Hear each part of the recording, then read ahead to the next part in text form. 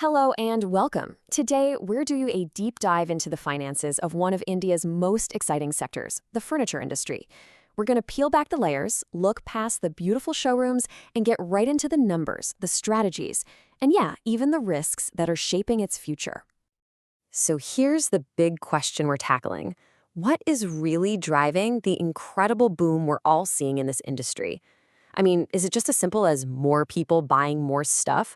Or is there a much deeper, more complex financial story playing out behind the scenes?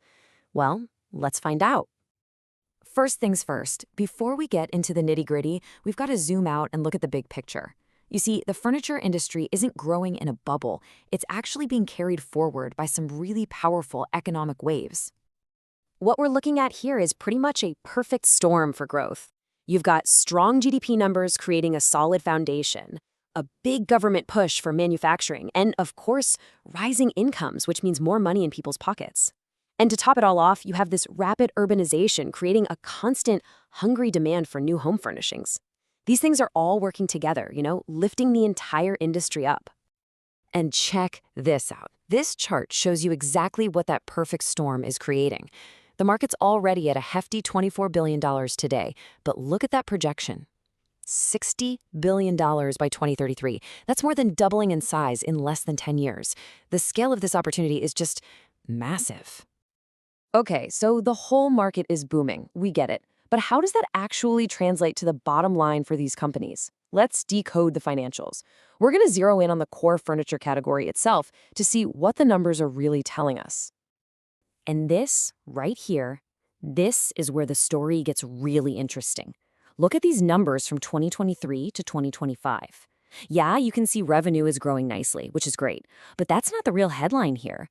The absolute jaw-dropper is that second row, the profit margin. It has just exploded. And now look at that third row, the cost of materials.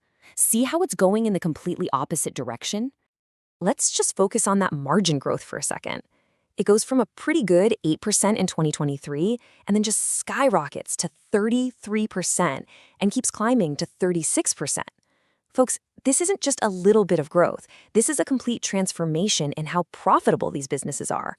A jump this big in just 3 years? That's really something else. So you have to ask, what's the secret? How do you more than quadruple your profit margin like that? Is it some sort of magic formula? Nope. The answer is actually pretty straightforward. It's all about cost control. And this right here is the hero number 41%. That's the projected cost of materials for 2025.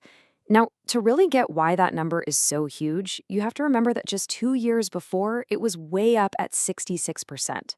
By slashing their single biggest expense, these companies totally rewrote their own financial story. And to really put this into perspective, just look at this comparison. On one side, you have the furniture category enjoying this incredible 36% margin.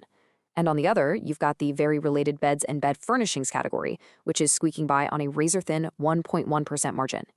It just goes to show how incredibly effective the cost management has been for the furniture guys. All right, so we've seen what happened in the numbers, but now let's dig into the why. Let's look at the strategic opportunities that the leaders of these companies, the C-suite, are really focusing on. Where do they think the next big wave of growth is going to come from? This quote here from Parian Enterprises is super revealing. Listen to what they're saying.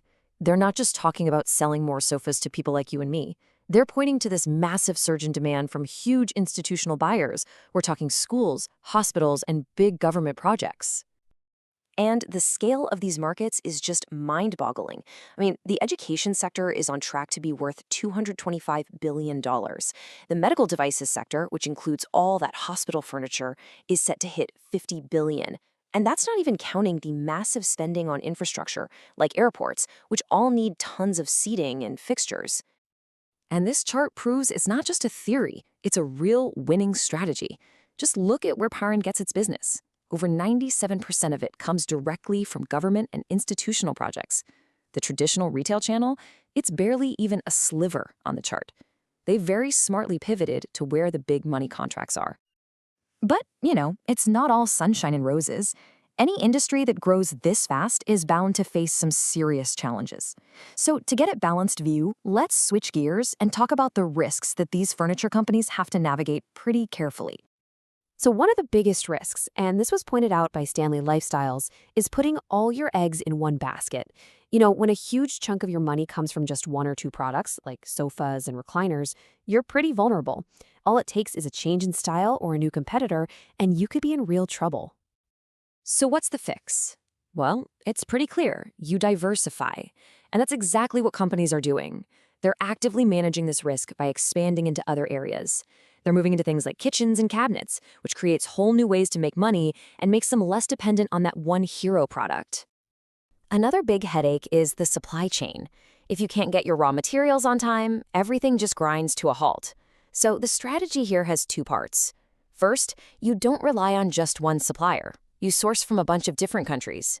And second, you try to bring production closer to home, making more of your key materials, like leather, locally.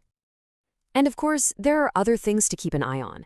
That same economy that's helping you out can also take an unexpected turn. New rules and regulations can pop up. Competition is always fierce. And what's popular this year might be totally out next year. The key is you've got to stay on your toes.